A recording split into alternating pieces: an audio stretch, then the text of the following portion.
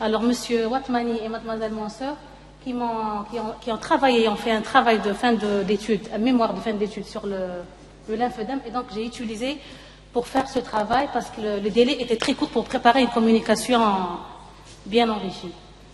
Alors donc, chers collègues, permettez-moi de vous présenter donc l'intérêt, donc la prise en charge du lymphœdème post-mastectomie. Donc en introduction, le lymphœdème du membre supérieur post-mastectomie est une complication fréquente. Alors, Kissine, Maxwell et collaborateurs ont rapporté une incidence de 25,5% dans les différents types de cancers et 38,3% après curage ganglionnaire axillaire suivi de radiothérapie. Il touche surtout la femme jeune, ça a été déjà dit. Le siège de prédilection, c'est l'avant-bras, avec ou sans atteinte de la main, et où le bras, parfois, il est aussi associé.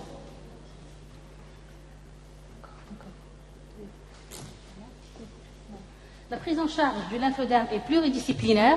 Le rôle du kinésithérapeute est primordial. Il faut appréhender tous les éléments relatifs au patient. Donc, cette étude permet la mise au point sur la prise en charge qui doit se faire de façon active et précoce. C'est quoi un lymphœdème? Donc, c'est un gonflement du membre supérieur provoqué par le ralentissement ou le blocage de la circulation de la lymphe. Il est possible et secondaire à tout geste chirurgical réalisé au niveau de l'aisselle, surtout après curage axillaire, parfois après exérèse de certains ganglions et rarement après une radiothérapie. Il n'est pas systématique, et il n'est pas inévitable. Voilà, il n'est pas systématique, il n'est pas aussi inévitable.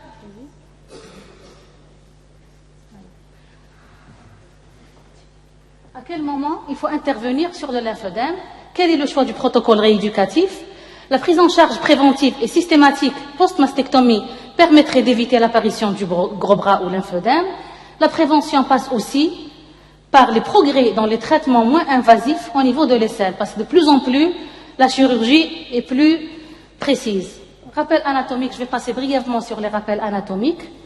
Donc, toute la lymphe de l'organisme se draine au niveau de la base du cou. La circulation lymphatique débute au niveau des capillaires, au niveau des espaces interstitiels, pariétaux et viscéraux. Ces capillaires vont s'anastomoser entre eux et vont se regrouper autour des axes veineux pour former donc les ganglions. Pour former les ganglions. Donc l'aboutissement de la lymphe, c'est au niveau du ganglion. Les vaisseaux lymphatiques, donc il y a les vaisseaux lymphatiques afférents et efférents. Donc les vaisseaux lymphatiques afférents. Les vaisseaux lymphatiques afférents donc drainent la lymphe au niveau de la partie convexe du ganglion et les vaisseaux efférents donc naissent au niveau du huile du ganglion. La disposition du système lymphatique au niveau du membre supérieur. Donc, c'est un peu de l'anatomie, mais je vais être un peu brève. Le système donc, lymphatique du membre supérieur est organisé en système superficiel et profond. Chaque système donc, comprend des centres ganglionnaires et des vaisseaux.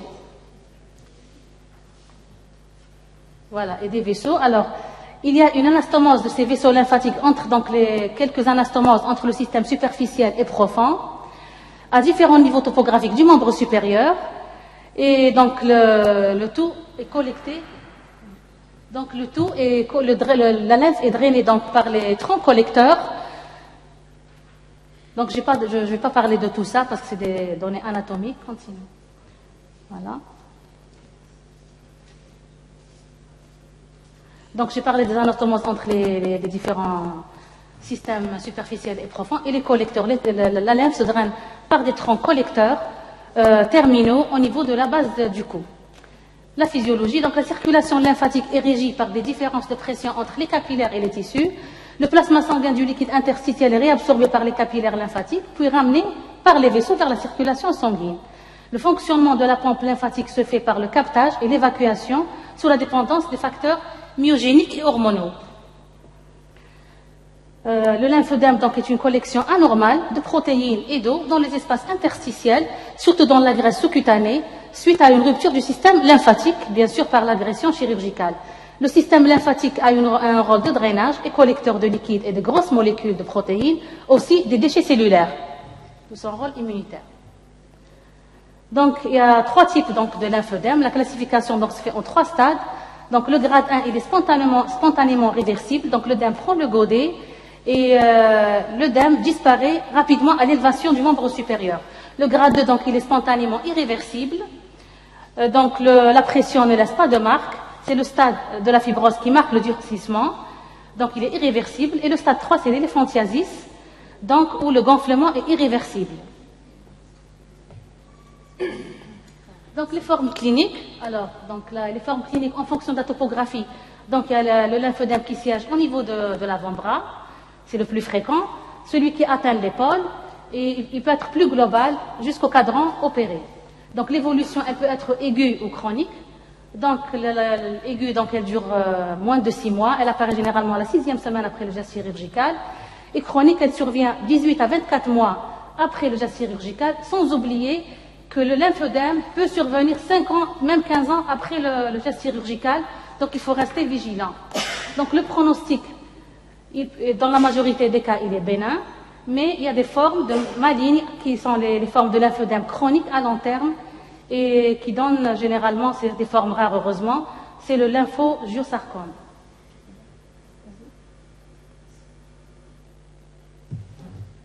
Les signes d'alerte et distinctifs. Donc les signes d'alerte, donc les signes qui doivent alerter le malade pour aller voir un médecin. Donc c'est la rougeur au niveau du membre, une chaleur locale, un gonflement avec une peau étroite, la lourdeur et les picotements, des douleurs au niveau du membre supérieur, un écoulement liquidien par la peau. Il y a les signes distinctifs qui caractérisent le lymphodème post-mastectomie. C'est la pression qui donne le godet, c'est la couleur de la peau qui ne change pas, c'est un seul membre qui est atteint, et c'est les signes de Stimmer. Donc c'est un signe c'est l'élargissement au niveau de la peau et même au niveau des plis, l'élargissement des plis au niveau de la peau et même au niveau des articulations. Les étiologies.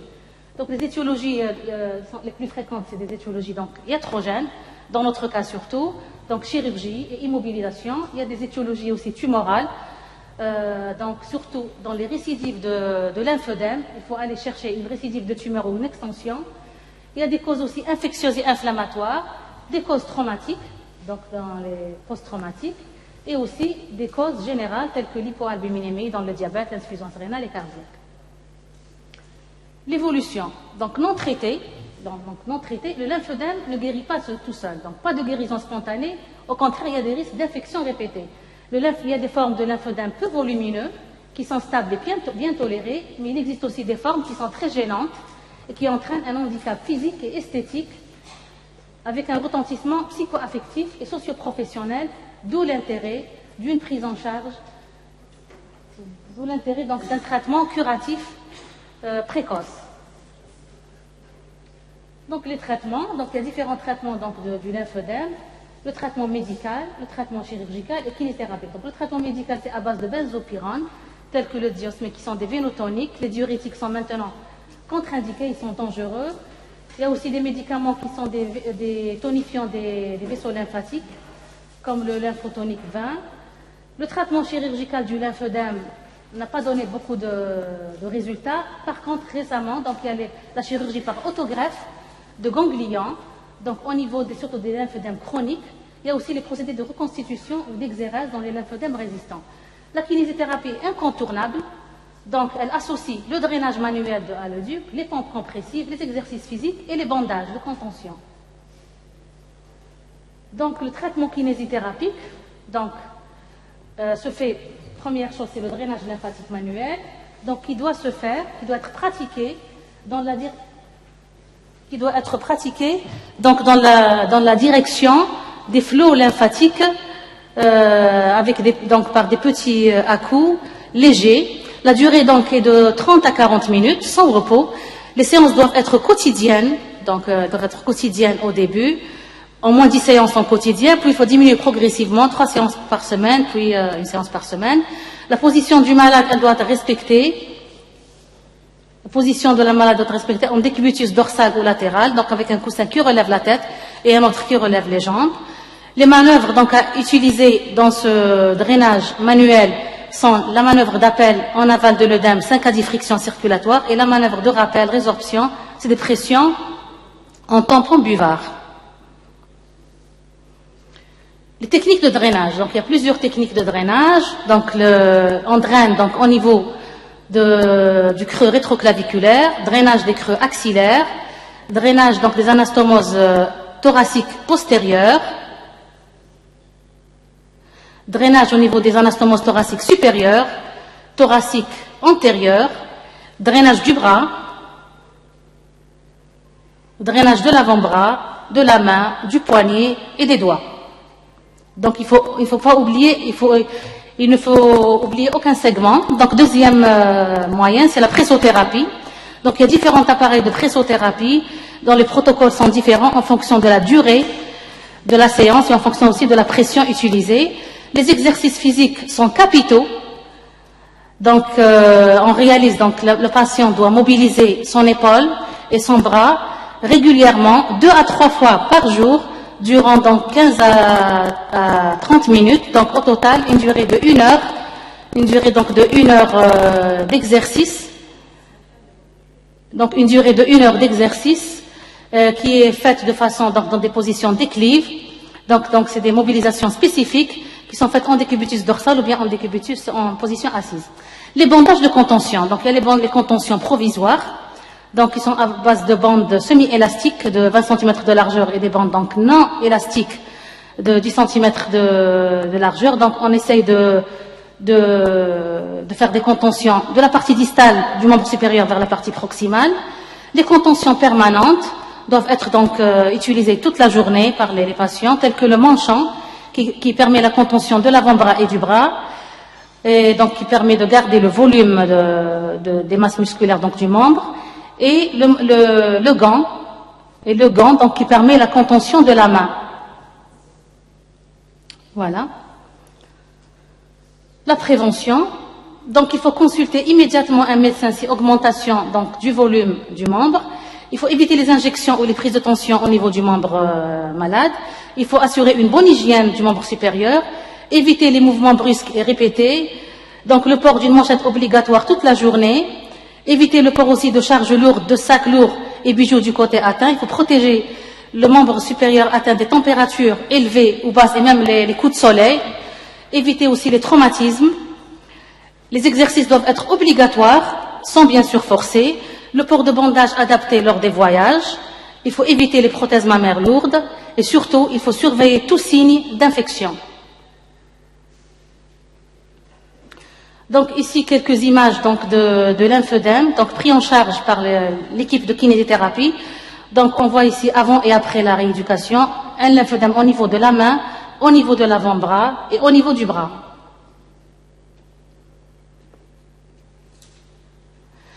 En conclusion, la plupart des lymphœdèmes post-traitement chirurgical sont le fait d'une négligence. Il reste un incident iatrogène que l'on peut prévenir, sinon supprimer. D'où la nécessité de l'engagement total de la part des patients et des professionnels de la santé. Le traitement par kinésithérapie est d'autant plus efficace qu'il est précoce et entretenu.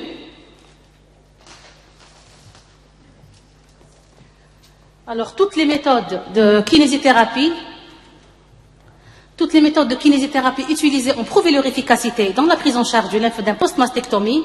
Au total, le meilleur traitement restera la prévention, par l'application des recommandations officielles issues du National Lymphedema Network, et on n'insistera jamais assez sur la nécessité de l'application rapide et à titre préventif du drainage lymphatique manuel du membre supérieur après l'acte chirurgical, ce qui permettra d'éviter un gros bras. Je vous remercie.